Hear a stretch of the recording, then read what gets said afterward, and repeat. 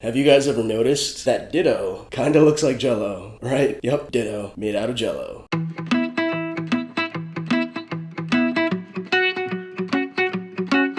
Hey guys, Ray Pahar from Get Crafty Crafty, and today we're going to be making our second edible Jello project. If you haven't already, make sure you check out my first edible Jello project, which was the edible Play-Doh made out of Jello project. Today we're going to be making edible Jello cups, and they're actually really cool. I found these on Pinterest, and we're going to be using a lot of gelatin today. Let's go ahead and get started with today's project. The items that you'll need for today's project include a 170 gram packet of Jello, 50 grams of non-flavored gelatin, that's about 7 of these packets, a small mixing bowl, an 18 ounce plastic cup, a 9 ounce plastic cup, access to really hot water, wooden skewers, and a hole punch. To create the outside container for your Jello cup, you want to take your hole punch and you want to create 2 holes that are directly across from each other. Carefully take your hole punch and make your holes. To create the inner chamber for your Jello cup, you want to repeat the same process and create 2 holes that are directly across from each other on your smaller cup. These 2 cups, along with your wooden skewer, will create the mold for your Jello cup. Take your smaller cup, place it on the inside, and then using your wooden skewers, you want to align your holes together to create the 2 chambers for your Jello cup. To create your Jello mix, you're going to take 1 packet of 170 gram Jello and combine it with your 50 grams of non-flavored gelatin. That's about 7 of these packets. Make sure everything has been completely mixed together and you've broken down any clumps before moving on to the next step. For the next part of this project, you're going to be handling close to boiling water, so make sure you have the help or supervision from an adult if you need it. Carefully mix in a cup and a quarter worth of boiling hot water into your Jello. Be very careful when you're pouring this because it will splash. Carefully mix in your Jello into the hot water until everything has completely dissolved. This mixture is enough for about 2 Jello cups. You want to wait a few minutes for your Jello to cool down before moving on to the next step. Once it's cooled down, you're going to take your Jello and you're going to pour it into your 2 large cups.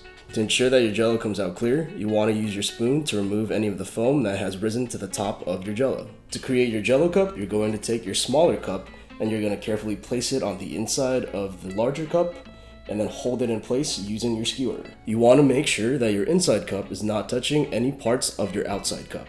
If your Jello cup is still moving around and not being held in place, use a little bit of water and fill the inside cup so that it's able to be anchored down and it won't move while the Jello cup is still drying. As an alternative to the skewer method, you can use 2 butter knives to hold your cup in place. Even though this process does work, I found that it's a little harder just because your inner cup isn't anchored to anything and it does have a greater chance of moving around when you're putting it in your refrigerator.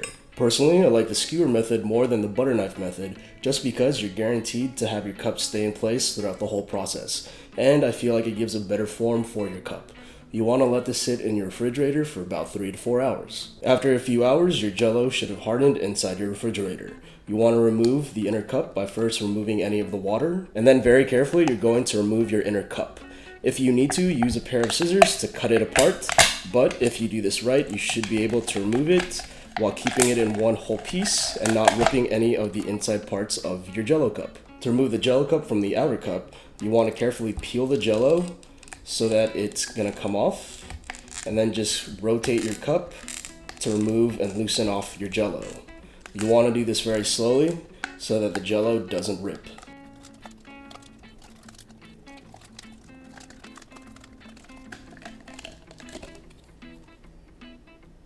After you've removed your cup from the container, it's able to actually hold its shape. If you find that you still have a few bubbles on the top, you can use some scissors just to remove them. The cool thing about this Jello project is that after you've made them, you can fill it up with liquid. I would avoid using any kind of hot liquid or hot water for this project, just so that it won't actually melt the Jello as you fill it up. You can also use other Jello flavors to create other colors for this project. The cool thing about this project is that the Jello cups are surprisingly tasty, and even though it is a Jello craft project, it's still really edible. They're really strong, and they're really jiggly for what they are. They're still able to hold liquid, so that you can actually eat and drink from the Jello cup at the same time. Let me know in the comment section below what your favorite Jello flavor is, and what you guys would put inside your Jello cup. If you guys are interested in seeing more projects, make sure you check out my last two projects, which were the Steven Universe skateboard and my 2015 recap. If you do make this project, make sure you share with me either on my Facebook, Instagram, or Twitter using the GetCraftyCrafty hashtag. Other than that, I'm going to finish eating this Jello cup, and I'll see you guys next time. Take care and stay crafty.